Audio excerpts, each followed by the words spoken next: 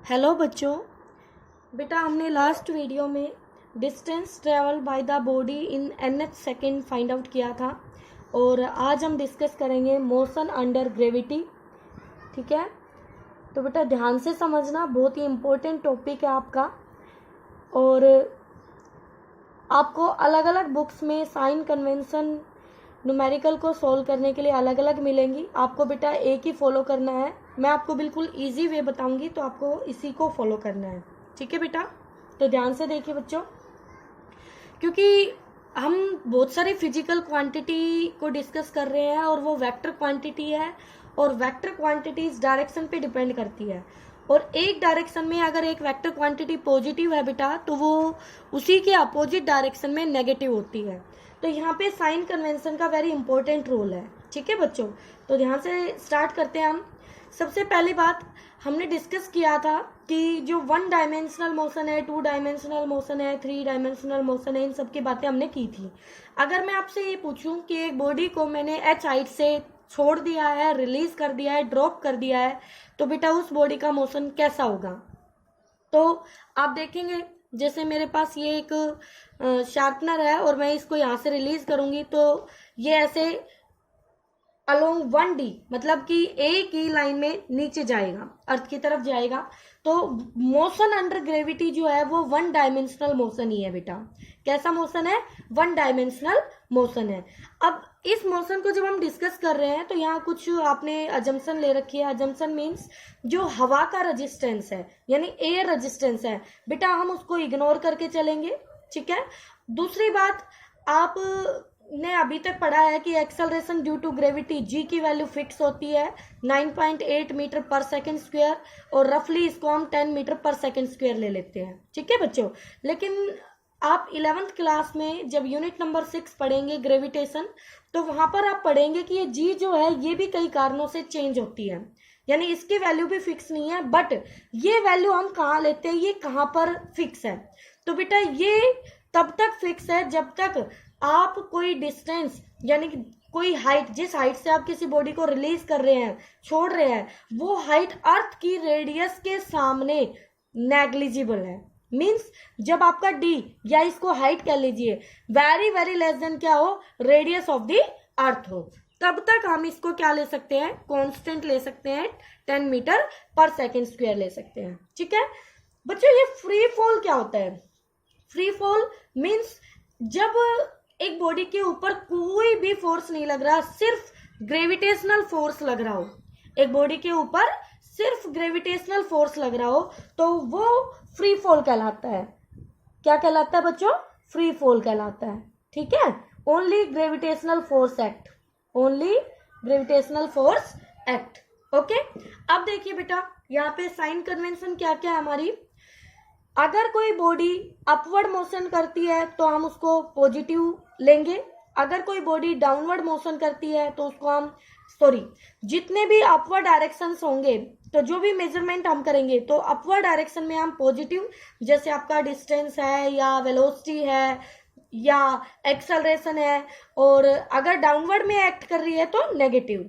तो जैसे पहले पॉइंट में एक्सेलरेशन की बात की है बच्चों, एक्सेलरेशन यहाँ पर क्या होगा, जब हम ग्रेविटी मोशन की बात कर रहे हैं तो क्या ये एक्सेलरेशन जी के इक्वल होगा? जी के इक्वल होगा तो जी ऑलवेज वर्टिकली डाउनवर्ड एक्ट करती है, तो वो ऑलवेज कैसी लेंगे हम, जो डाउनवर्ड है वो नेगेटिव। ठीक है बेटा, फिर आ जाती है वेलोसिटी यू और वी। अगर वेलोसिटी अपवर्ड एक्ट कर रही है, अपवर्ड टेकन, तो उसको पॉजिटिव लेंगे, और अगर डाउनवर्ड नीचे जा रही है बॉडी तो उसको नेगेटिव लेंगे। एस की बात करते हैं बेटा, डिस्टेंस, जो डिस्प्लेसमेंट आप लेंगे, पॉजिटिव कब लेंगे बेटा? अगर आपकी बॉडी नीचे से ऊपर जा रही है, यानी कि अगर आपका फाइनल पॉइंट इनिशियल पॉइंट के अबव लाई करे, अबव लाई करे, फाइनल पॉइंट इनिशियल पॉइंट के अबव लाई करे, ठीक है, तो हम उसको पॉजिटिव लेंगे। और अगर आपका फाइनल पॉइंट इनिशियल पॉइंट के बिलो लाई करे, नीचे, इसका मतलब बॉडी नीचे जाएगी, तो हम एस को नेगेटिव पुट करेंगे। ठीक है बेटा, तो स्टार्ट करते हैं। आज का पूरा लेक्चर आपका कॉन्सेप्चुअल होगा बच्चों, और उसी पर बेस्ड फिर एक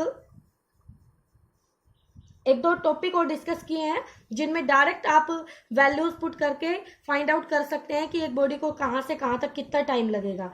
अब इसके आगे फिर हम न्यूमेरिकल्स वगैरह डिस्कस करेंगे नेक्स्ट वीडियो में, तो आप ध्यान से समझिए, आपके कॉन्सेप्ट तैयार किए जा रहे हैं। ओके बच्चों, देखिए ये एक टावर है, ठीक है, आप motion under the gravity discuss कर रहे हैं। इस टावर के ऊपर आप खड़े हैं और ये टावर की हाइट बेटा h है। यहां से खड़े होके आपने ये एक बॉल ली और इस बॉल को आपने ड्रॉप कर दिया। ड्रॉप कर दिया तो मतलब आपने इसको u प्रोवाइड नहीं किया, 0 u है, इनिशियल वेलोसिटी 0 है, तो ऐसे जाएगी ये बॉल, नीचे जाएगी। तो यहां से यहां तक इसने हाइट दूरी h ट्रेवल की, टाइम कितना लगा हमें नहीं पता, v कितना हुआ फाइनल, जिस v से ये टकराएगी हमें नहीं पता, तो फाइंड आउट करेंगे। तो पहला पॉइंट हमें फाइंड आउट करना है कि किस स्पीड से ग्राउंड से टकराएगी। तो जो बेटा आपने इक्वेशन ऑफ मोशन डिस्कस की थी यूनिफॉर्मली एक्सेलरेटेड मोशन की, वही इक्वेशंस आपकी यहाँ वैलिड है। क्यों? क्योंकि अंडर द ग्रेविटी बात कर रहे हो और एक्सेलरेशन ड्यू टू ग्रेविटी आपकी कांस्टेंट है, जिस केस की हम अब डिस्कशन कर रहे हैं, ठीक है। तो यहाँ जी कांस्टेंट है तो एक्सेलरेशन कांस्टेंट, और हम इन इक्वेशंस को यहाँ अप्लाई कर सकते हैं। तो हमें निकालना है वेलोसिटी। इनिशियल वेलोसिटी हमें पता है 0 है, डिस्प्लेसमेंट हमें पता है h है, ठीक है। तो हम कौन सी इक्वेशन यूज करें? जिस इक्वेशन में हमें सारे डाटा मालूम है। तो हमने यूज की v² minus u² equal to 2as। अब देखना ध्यान से, v फाइनल वेलोसिटी हमें निकालनी है बेटा कि ग्राउंड से कितनी वेलोसिटी से टकराती है। ओके, u हमारा 0 हो गया बेटा, 0 पुट कर दिया, मैंने लिखा नहीं, 2 एज इट इज। एक्सेलरेशन की वैल्यू -g हो गई बेटा, क्यों माइनस? क्योंकि ये तो डाउनवर्ड एक्ट करती है तो ऑलवेज नेगेटिव। s की वैल्यू क्या पुट करें, +h या -h? अब आप ये देख लीजिए कि आपका ये इनिशियल पोजीशन है और ये फाइनल पोजीशन है, और फाइनल पोजीशन इनिशियल पोजीशन के बिलो है। बिलो के लिए क्या कन्वेंशन थी, नेगेटिव, तो h को कैसा पुट कर दिया, नेगेटिव। तो v² इक्वल टू हुआ 2gh, माइनस से माइनस खत्म, तो v इक्वल टू हो गया √2gh। अगर बेटा g की वैल्यू 10 ले ले तो यहां से g 10 रखते क्या हो जाएगा, √20h, ठीक है। इसका मतलब ये हो गया कि ये जो v है ये √20h के इक्वल है। तो आप ये कह सकते हैं कि जो v वेलोसिटी डिपेंड करेगा वो √h पे डिपेंड करेगा। बोलो बेटा, √h पे डिपेंड करेगा। इसका मतलब अगर हम अलग अलग बॉडी ले ले जिनका मास, देखो बेटा इसमें कहीं m आ रहा है, नहीं आ रहा। मान लो मैं आपसे कहूं कि बेटा एक मैंने 1 किलो की बॉडी ले ली और एक मैंने 2 किलो की बॉडी ले ली और दोनों को मैंने छोड़ दिया है हाइट से, तो v किसका ज्यादा होगा? तो आप सोचेंगे जिसका मास ज्यादा है उसका होगा। नहीं, यहाँ पे देखिए बेटा v सिर्फ डिपेंड कर रहा है √h पे, तो ये मास के इंडिपेंडेंट है। अगर h फिक्स है तो सभी बॉडीज आपकी सेम वेलोसिटी से यहाँ टकराएंगी, ठीक है बेटा। ओके, आगे देखिए, फॉल टाइम निकालेंगे कि यहाँ से यहाँ तक टाइम कितना लगा। तो यहाँ से यहाँ तक टाइम के लिए बेटा हमने इक्वेशन यूज की s equal to ut plus half 80 square, s equal to ut plus half 80 square. तो बेटा s वही हमारा -h पुट होगा, u हमारा 0 है बेटा, हाफ a हमारा -g है बच्चों, t² एज इट इज। तो यहाँ पे ये माइनस इस माइनस को खत्म कर देगा, तो यहाँ से क्या हो गया, t² इक्वल टू 2 ऊपर चला गया 2h अपॉन में g, और जैसे ही आप g की वैल्यू यहाँ पुट कर दोगे तो क्या ये relation t equal to √h/5 होगा? बिल्कुल होगा। अब बेटा यहाँ पे टाइम भी देखिए ध्यान से, 5 कांस्टेंट, ठीक है, और t √h पे डिपेंड करेगा, ठीक है। इसका मतलब ये हुआ कि यहाँ से यहाँ चाहे आप एक लकड़ी के टुकड़े को डालो, चाहे लोहे के टुकड़े को डालो, चाहे कॉटन को डालो। हाँ बेटा, कॉटन के केस में एयर रेजिस्टेंस वाली बात, एयर नहीं होगी, तो तीनों बिल्कुल एक ही टाइम पे ग्राउंड पे पहुंचेंगे, तो तीनों को टाइम सेम लगेगा। ओके बच्चों, लेकिन ये कंडीशन तभी वैलिड है जब सभी का u क्या हो, 0 हो, इनिशियल वेलोसिटी 0 हो और सभी सेम हाइट से डाली गई है, ठीक है। आगे देखिए,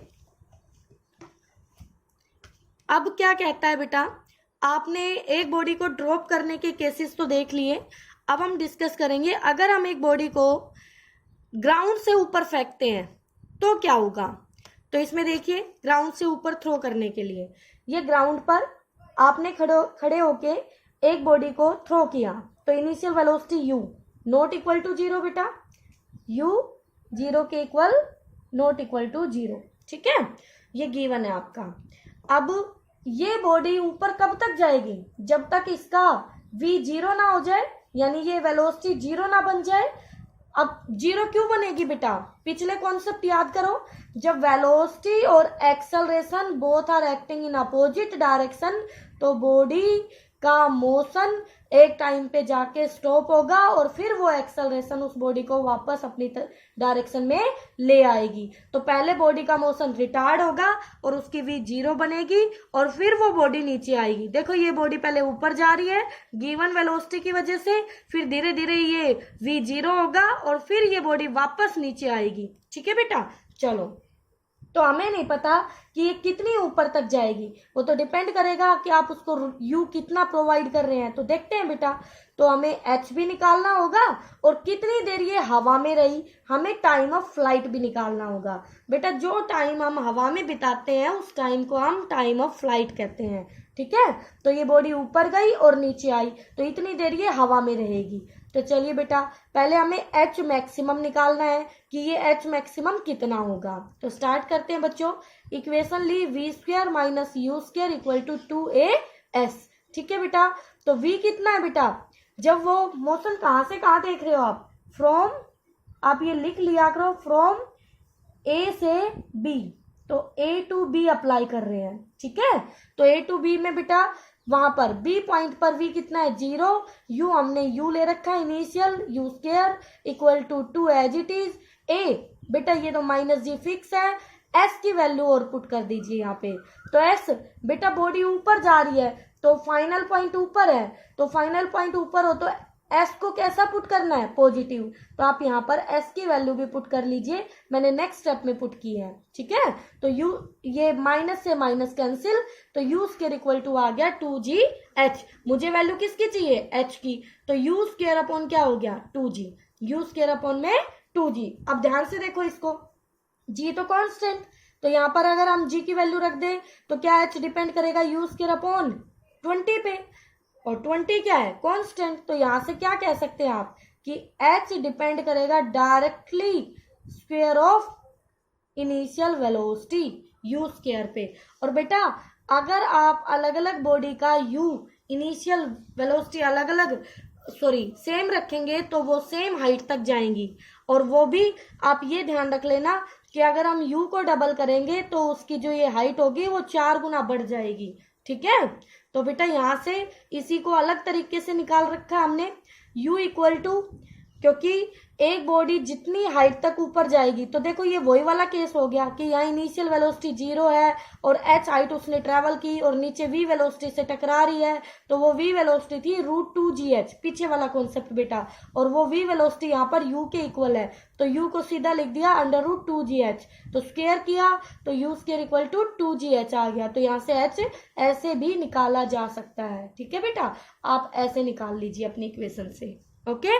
अब देखें time of flight, time of flight हमारी बॉडी A से B जाएगी और B से A आएगी वापस, तो कैसे करते हैं, दो तरीके से किया है, ये भी हमने पहले A टू B के लिए अप्लाई की equation, v equal to u plus at, v कितना बेटा final velocity 0, u initial velocity u, a minus G t, ये कौन सा टाइम होगा बेटा, ऊपर जाने वाला, तो क्या इसको मैं टाइम ऑफ असेंडिंग लिख सकती हूँ, बिल्कुल, तो जी टी इधर आएगा तो टी इक्वल टू हो जाएगा यू अपॉन जी। बेटा एक बॉडी जितनी टाइम में ऊपर गई उतने टाइम में वापस आ गई, तो टी डिसेंडिंग, क्या ये भी यू अपॉन जी हो गया, बिल्कुल हो गया। तो क्या दोनों को टोटल कर दे तो टाइम ऑफ फ्लाइट आ गया 2u अपॉन जी, ठीक है बेटा।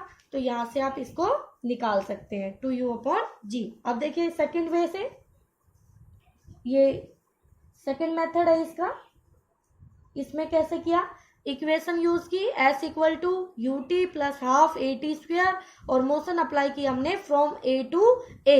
बच्चों s क्या है, डिस्प्लेसमेंट, और जब इनिशियल और फाइनल पोजीशन सेम होती है तो डिस्प्लेसमेंट हमारा 0 होता है, तो s 0 हो गया, initial velocity u time t plus half a की वैल्यू माइनस जी, टी स्क्वायर, तो यहाँ से इस टर्म को इधर ले आए, half G T square U T से टी कैंसिल, यहाँ से टी इक्वल टू आ गया 2u अपॉन जी। अब जी की वैल्यू रखी आपने 10, तो ये 2 5 जा 10 कैंसिल करेगा, तो टी इक्वल टू आ गया u अपॉन 5। इसका मतलब टाइम ऑफ फ्लाइट जो है वो u के डायरेक्टली डिपेंड करेगा। कैसे डिपेंड करेगा? डायरेक्टली। ये t directly proportional to initial velocity. अगर इनिशियल वेलोसिटी को ज़्यादा कर देंगे तो टाइम ऑफ फ्लाइट भी डबल हो जाएगा।